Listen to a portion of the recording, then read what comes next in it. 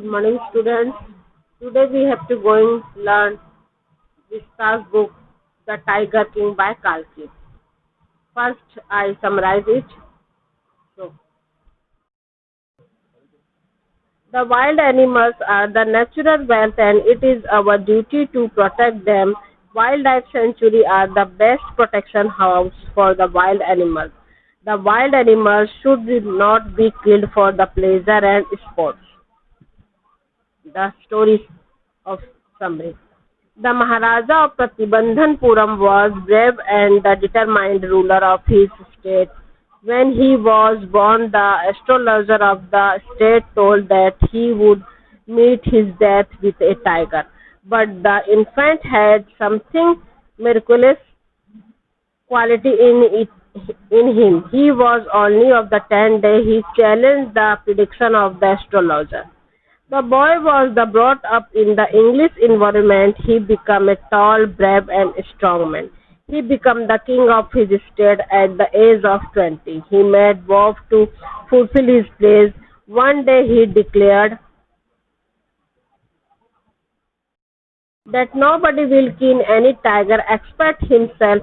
The lawbreaker would be punished by the confiscated their property. When he come across that after killing 70 tigers, his forest become extinct of the tiger.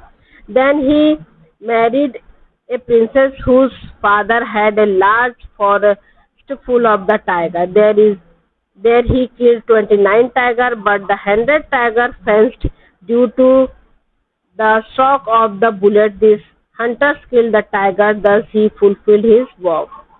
The Tiger King decided that a wooden toy tiger had been a perfect gift for the son's birthday, so he bought a wooden toy tiger for him. While playing with that wooden toy tiger, one of the silver pierced the king's right hand. The infection spread all over the arms. These three surgeons performed the operation, but they could not save the king. Thus he handed tiger took its revenge upon the king. I try to explain in this story in Hindi language. बच्चों, ये कहानी का सबसे पहले मैं आपको theme समझाना चाहती हूँ. ये कहानी का थीम है सेव टाइगर. एक्चुअली हम इंसान अपने लालच के लिए प्रकृति के साथ हमेशा खिलवाड़ करते हैं और हमने वाइल्ड एनिमल्स के लिए बहुत सारा प्रॉब्लम क्रिएट कर दिए हैं. हाथियों का दांत बेचने के लिए और कुछ लोग अपने शौक के लिए टाइगर्स को, डियर्स को, इस सबको बहुत तेजी से मारने लगे और एक समय ऐसा आ गया है कि अब इनकी प्रजाति जो है लगभग लुप्त होते जा रही है. और इसी उद्देश्य की पूर्ति के लिए ये कहानी लिखा गया था और बहुत ही इंटरेस्टिंग कहानी है. ध्यान से सुनिएगा. महाराजा प्रतिबंधनपुरम के घर में एक बेटा का जन्म होता है.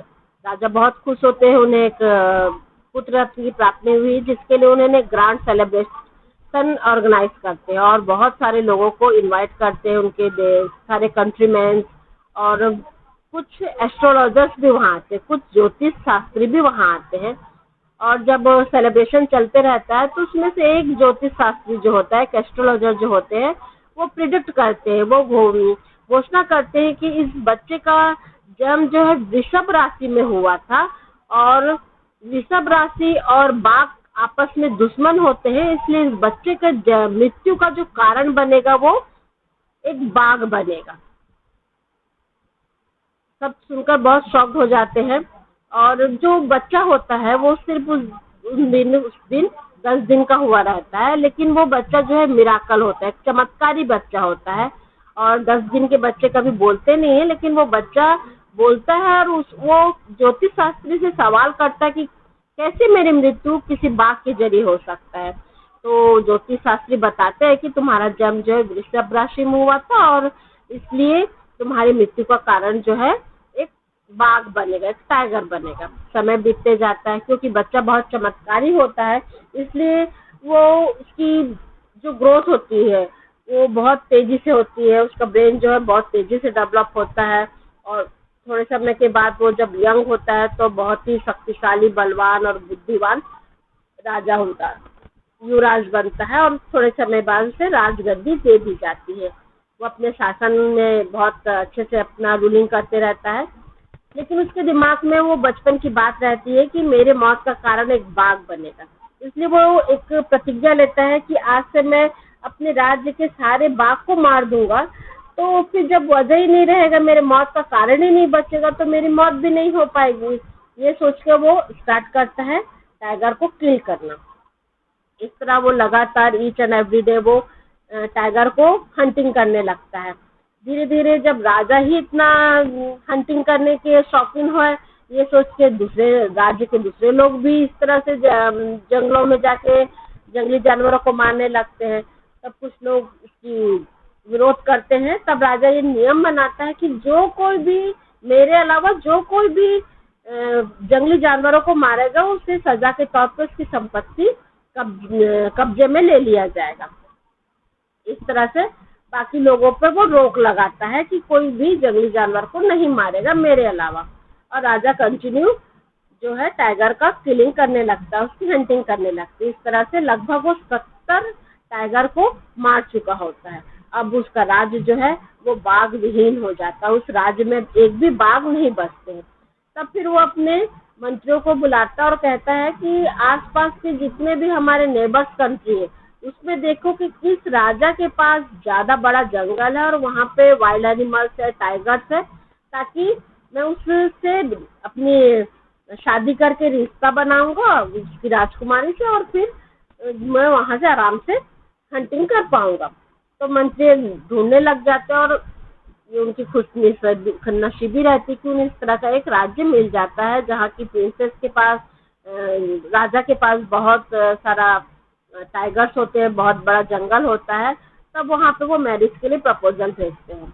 वहाँ का राजा भी खुशी खुशी उस मैरिज प्रपोजल को एक्सेप्ट कर लेता है, क्योंकि वो राजा बहुत शक्तिशाली होते हैं और उनकी बेटी अगर उनके घर शादी होके जाए तो उनके लिए बहुत ही अच्छी बात है। तो इस तरह से उन दोनों राज्य के बीच में एक संबंध स्थापित होता है और उनकी राजकुमारी जो है राजा के साथ ब्याह दी जाती है। अब क्योंकि वो उस राज्य के दामाद बन गए हैं, सन इन लॉ बन गए, इसलिए वो आसानी से वहाँ आते हैं और हंटिंग करते हैं। ऐसा करते करते इस तरह से जब 29 टाइगर मर जाते हैं, तो लास्ट 100 टाइगर जो होता है, वहाँ राजा उसको शिकार करने जाते हैं और गलती से उनके हाथ से गन छूट जाता है, तो उनका टारगेट जो है वो मिस हो जाता है। लेकिन जो राजा के साथ दूसरे शूटर रहते हैं, वो उनकी गोली से वो टाइगर मर जाता है। पर राजा इस बात से अनजान रहते हैं, उनको लगता है कि वो जो 100 टाइगर वो उन्होंने ही की थी।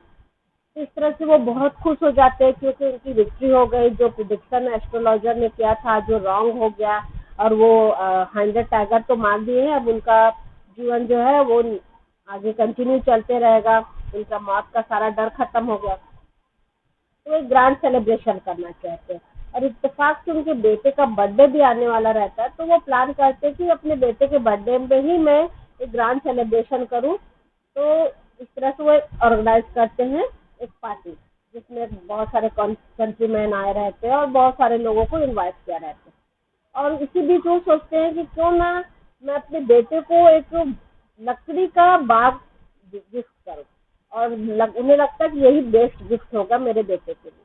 तो वो एक लकड़ी का बाग जो है अपने बेटे को गिफ्ट करते हैं, क्योंकि पार्टी में बहुत भीड़ भाड़ होता है, बहुत सारे लोग आए हुए रहते हैं। तो बच्चा जब अपने उस बाग के साथ खेलते रहता है, तो गलती से वो बाग जो है राजा के राइट हैंड में गिर जाता है, जिससे उनके हाथ में एक छोटा सा चोट लग जाता है। और वो चोट बहुत छोटा है सोच के अवॉइड कर देते हैं। लेकिन थोड़े समय के बाद जो है चोट जो है काफ़ी डेंजरस हो जाता है, और वो घाव बहुत गहरा हो जाता है, जो उसका इन्फेक्शन उनके पूरे बॉडी में फैल जाता है।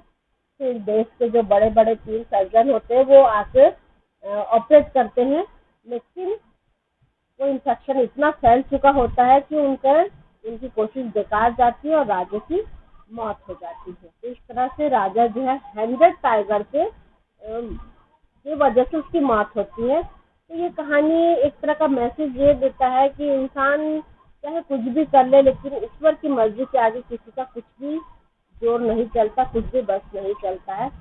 राजा को लगता था कि रियल टाइगर जो है वो उनकी मौत का कॉज होगा, वो उनकी मौत का कारण होगा, लेकिन एक लकड़ी का खिलौना टाइगर जो है उनकी मौत का कारण हो गया। तो आई होप ये कहानी बहुत ही अच्छी थी और बहुत इंटरेस्टिंग थी, आप लोगों ने भी एंजॉय किया बच्चों।